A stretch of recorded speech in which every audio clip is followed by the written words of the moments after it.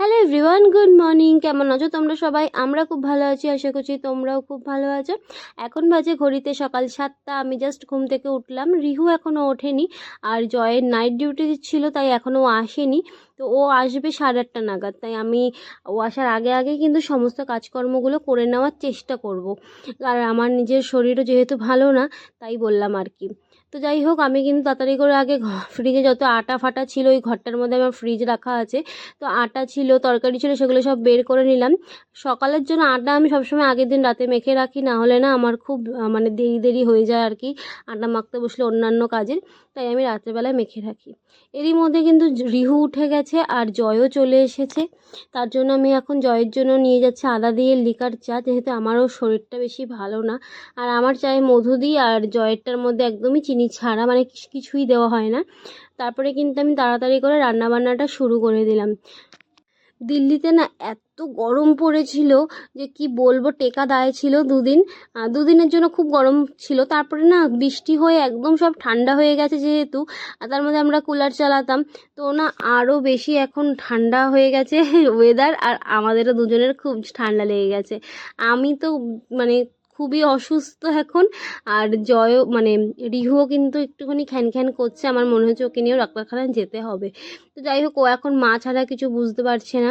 আমি বরবটি আলু ভাজা করেছি, আর এখানে দেখো সব কিছু কেটে কুটে রেখেছি, একটু ডাল ফ্রাই করব। আর ডালটাকে আমি সকাল সকাল সেদ্ধ করে নিয়েছিলাম, আর প্রেশারের সিটিতেই কিন্তু রিহু উঠে গেছিলো। তো কিছু করার নেই, দেখো ও কিন্তু একদম আমাকে জড়িয়ে ধরে রেখেছে, কিছুতেই ছাড়ছিল না, ওর বাবার কাছেও যাচ্ছিল না। তাই জন্য কিছু করার ছিল না আমার, আমাকে কোলে নিয়েই রান্নাটা করতে হবে, এরকম মাঝে সাঝে হয়। আর বাচ্চার অসুস্থ হলে তো মাকেই খোঁজে, তাই না? তার জন্য আমার কিছু করার নেই। আর যত মানে সময় যাচ্ছিলো আমিও না অসুস্থ হয়ে যাচ্ছি, মানে পড়ছিলাম, আমার না শরীরটা ভালো লাগছিল না।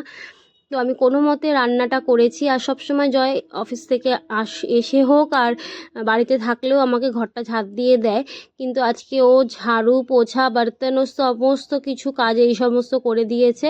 আমি কোনো মতে একটু রান্নাটা করেছি, কারণ আমি একদমই পারছিলাম না আজকে। তো আমি যখনই অসুস্থ হই, জয় কিন্তু আমার এই সমস্ত খেয়াল রাখে। রিহুকেও ও সামলাচ্ছিল, কিন্তু রিহু কিছুতেই ওর কাছে থাকছিল না, রিহু শুধু আমার কাছেই থাকবে। আর আজকে যেন একটু বেশি জ্বালিয়েছে, মা যখন অসুস্থ হয় বাচ্চা যেন আরও বেশি জ্বালায়। তো যাই হোক, তারপরে কিন্তু কিছুক্ষণ পর আমি রিহুকে একটু টিভি চালিয়ে দিয়ে আমি তাড়াতাড়ি করে স্নানটা করে চলে আসলাম। সন্ধ্যাবেলায় না আমার খুব স্যুপ খেতে ইচ্ছে করছিল, তো ঘরে একটু চিকেন রাখা ছিল, ডিম রাখা ছিল, তাই আর একটু সবজি দিয়ে কিন্তু আমি নিজের জন্য স্যুপ বানিয়েছিলাম, জয়কেও দিয়েছিলাম, যদিও পাশে দুটো বাটি রাখা আছে। তো গরম গরম স্যুপ খেয়ে নিয়েছিলাম, ভাবলাম একটু সুস্থ হয়ে যাব, কিন্তু সেটাতেও আমার কোনো কাজ হলো না। হালকা একটুখানি রেস্ট নেওয়ার পরে আমার আরও যেন শরীরটা আরও বেশি খারাপ লাগতে শুরু করেছিল, জ্বরও চলে এসেছিলো, আর ঠান্ডা তো মাথায় তুলতে পারছিলাম না। তাই জয় আমাকে ওষুধ এনে দিয়েছিল, বলেছিলাম কিছু খাবো না, নিজের হাতে কিছু খেতেও ইচ্ছে করছিল না।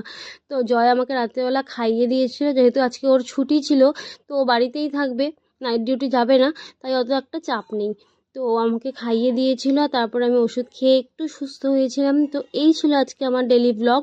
ভালো লেগে থাকলে সাবস্ক্রাইব করে দিও। ওকে, বাই।